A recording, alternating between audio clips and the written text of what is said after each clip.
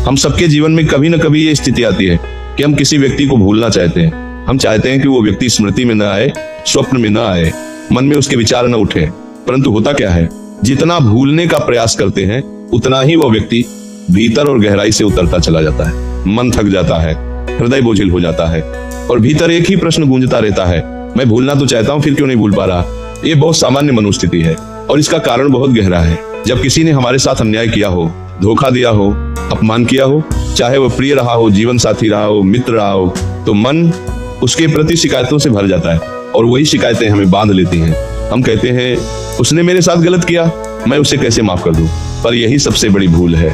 जिस व्यक्ति को आप माफ नहीं करते, असल में आप उसे अपने मन में बैठा लेते हैं। वह व्यक्ति बाहर चला गया होता है पर आपके भीतर घर बना लेता है और फिर आप चाहते हैं कि वो चला जाए। ये कैसे संभव है? मन में जो जमा किया है वह बिना निकाले नहीं निकलता। भूलने की औषधि कोई जड़ी बूटी नहीं है। भूलने की औषधि क्षमा है। क्षमा उस व्यक्ति के लिए नहीं है, क्षमा आपके लिए है।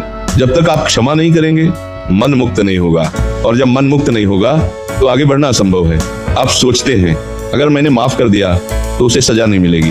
ये अहंकार की आवाज है। सत्य यह है कि इस सृष्टि में कोई भी कर्म बिना फल के नहीं रहता। जो जैसा करता है वैसा ही उसे भोगना पड़ता है, आज नहीं तो कल। पर वह हिसाब आपका काम नहीं है, वह ऊपर वाले का काम है। आपका काम केवल इतना है कि आप अपने मन को हल्का करें, अपने हृदय को शांत करें। जिस दिन आप मन से कह देंगे मैंने क्षमा किया, उसी दिन वह व्यक्ति आपके भीतर से विदा होने लगेगा। आप देखेंगे न स्मृति पीड़ा दे रही है, न स्वप्न बेचैन कर रहे हैं, न मन बार बार उसी दिशा में जा रहा है, क्योंकि अब मन खाली है। क्षमा का अर्थ ये नहीं कि जो गलत हुआ वो सही हो गया। क्षमा का अर्थ है मैं अपने जीवन की शांति अब किसी और के कर्मों के हाथ में नहीं दूंगा। आप अपने मार्ग पर चलिए, उसे उसके मार्ग पर छोड़ दीजिए। समय सबका उत्तर देता है, समय सबको उनके कर्मों का फल देता है। आप बस इतना करिए, मन से बोझ हटाइए, हृदय को निर्मल कीजिए और जीवन को आगे बढ़ाइए। जिस दिन आप सच्चे मन से क्षमा कर देंगे उस दिन भूलना अपने आप घटित हो जाएगा। यही शांति का मार्ग है, यही मुक्ति का मार्ग है।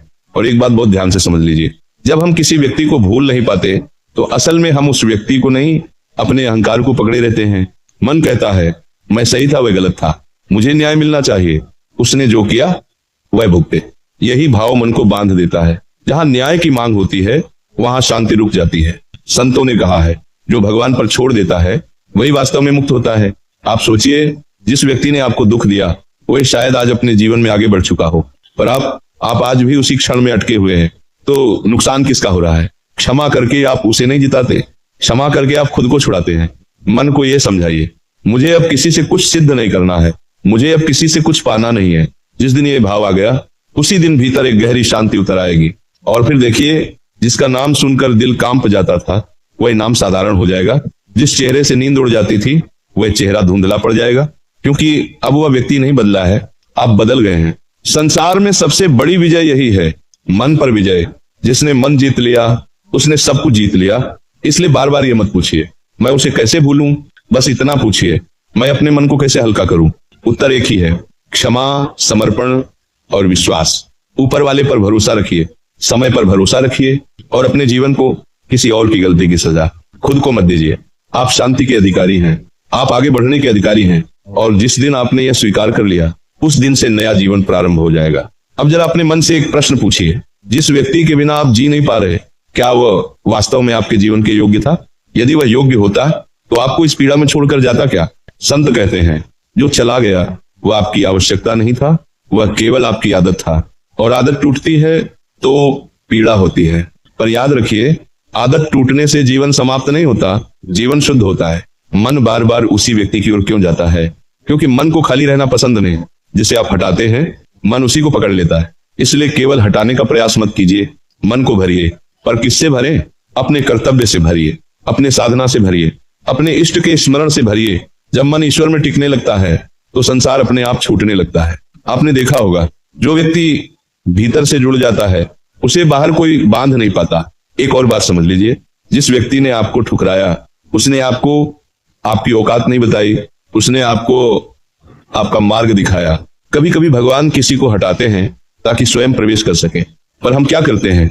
हम हटाए गए व्यक्ति से ही चिपके रहते हैं और जो आने वाला है उसके लिए स्थान ही नहीं छोड़ते। इसीलिए जीवन में जब कोई चला जाए तो उसे रोको मत, मन से कहो यदि तेरा जाना मेरे हित में है तो जा, और ये कहने के लिए बहुत बड़ा हृदय चाहिए, पर वही हृदय सच्चा प्रेम करता है। प्रेम का अर्थ पकड़ना नहीं है, प्रेम का अर्थ मुक्त करना है। जो मुक्त कर देता है